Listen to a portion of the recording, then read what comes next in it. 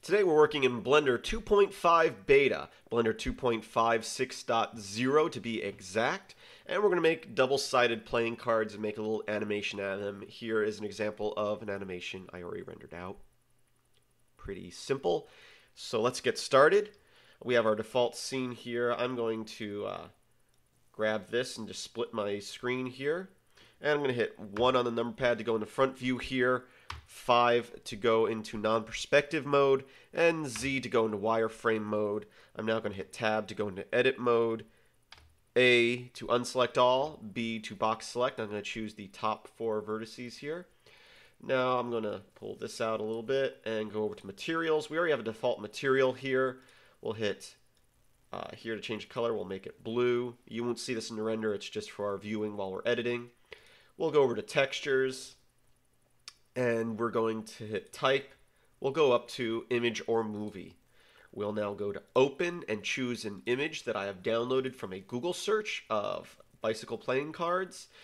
And this is a very low resolution that I chose, image that I just found on Google. You can definitely get a higher resolution one just by probably doing a more thorough Google search or taking pictures of playing cards yourself.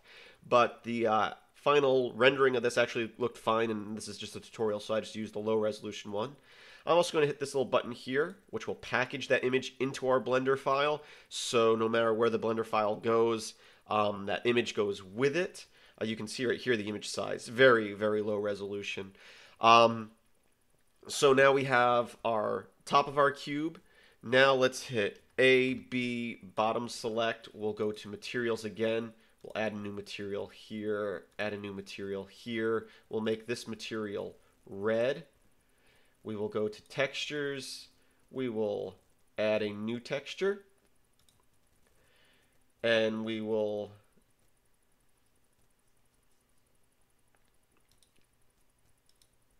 oh, I'm looking at the wrong thing. Click here, click open red, and we have our red image here. So right now, if I hit Tab to get out of edit mode, I can hit R, rotate on Y. Oh, did forget to do something. We have those bottom select, come back to materials here and click assign. Now Tab, R on Y, and you can see the bottom side of this box is red because it's got a different material with a different texture. Hit escape to get out of that.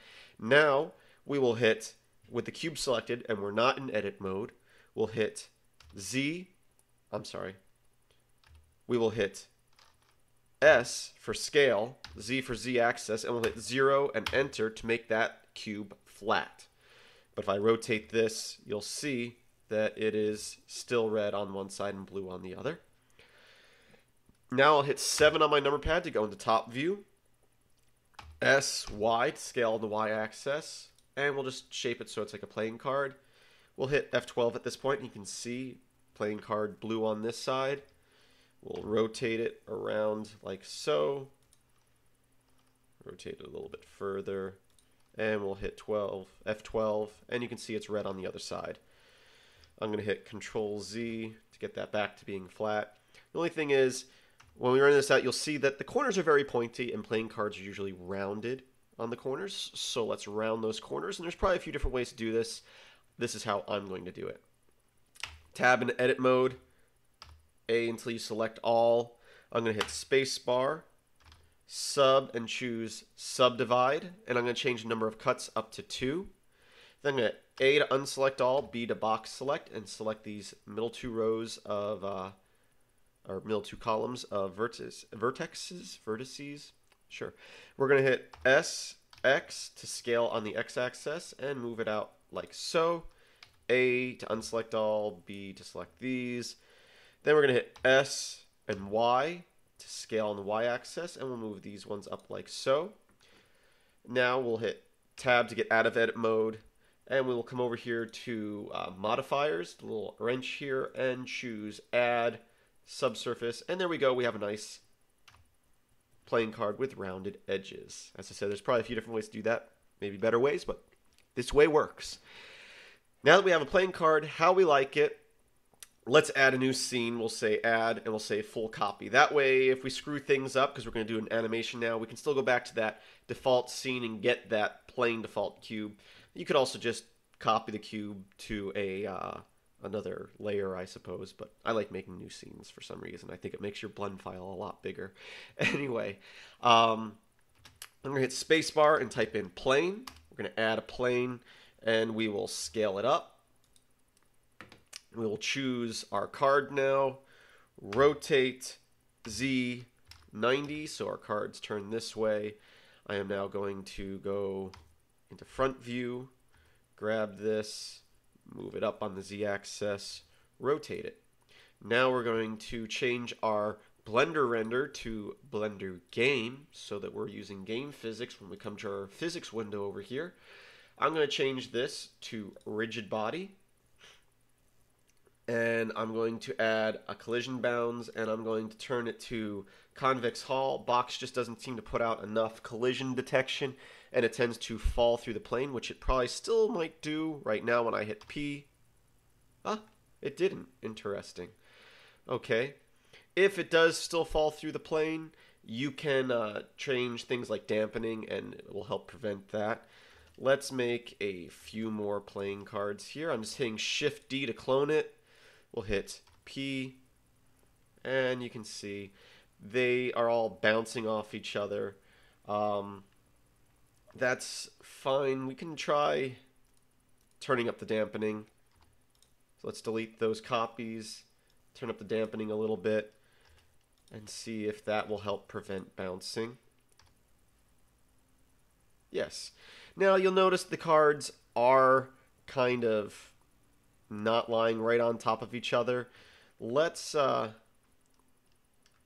clone this a few more times so we have more cards. I'll just choose those ones, Shift D a little bit more, and I will hit up here under game, record animation. We'll hit P. You can see them all fall. We'll hit escape to get out of that. Now let's go to an ending frame here and hit F12. So the cards are kind of not exactly touching. That's stuff that you can tweak with the physics over here, dampening and radius. I'm not going to get into that too much in this tutorial. That's just something that you can tweak. I'm going to hit Control Z, and that should undo those recorded animations. And what I'm going to actually do is stagger these out a little bit so they don't fall directly on top of each other. But you do it how you like. And we can even rotate them a little different, just to give it a little more randomness. And we'll turn off, oh, recording is off, because I hit undo. So just to see, whoa, that one card kind of flipped out at the end. Once again, tweak stuff if you don't want that. But I'm limited on time here, so we'll hit record animation. We'll hit P, boom, boom, boom, hit escape. Now you can see, go through all the animations here. And you can stop your animation wherever you want. So if you want that last card to flip over, you can keep on going. Otherwise, you can delete keyframes. But that's about good, and it goes about 250 frames, which is the default for a project. Now I'm going to select our lighting, go into top view here. I'm going to move our light over to here. I'm going to come up over here to object data, change that to an area lamp, rotate it so it points towards our cards.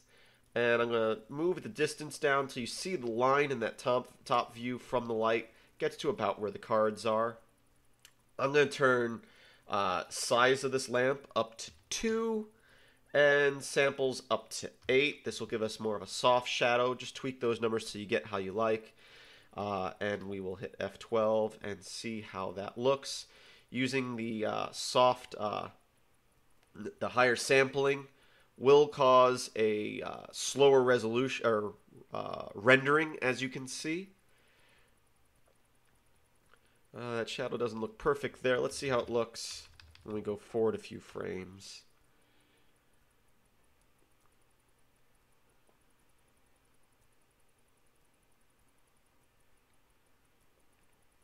Okay. I'm going to turn the energy down on the lamp a little bit, I think. That might be a little too low.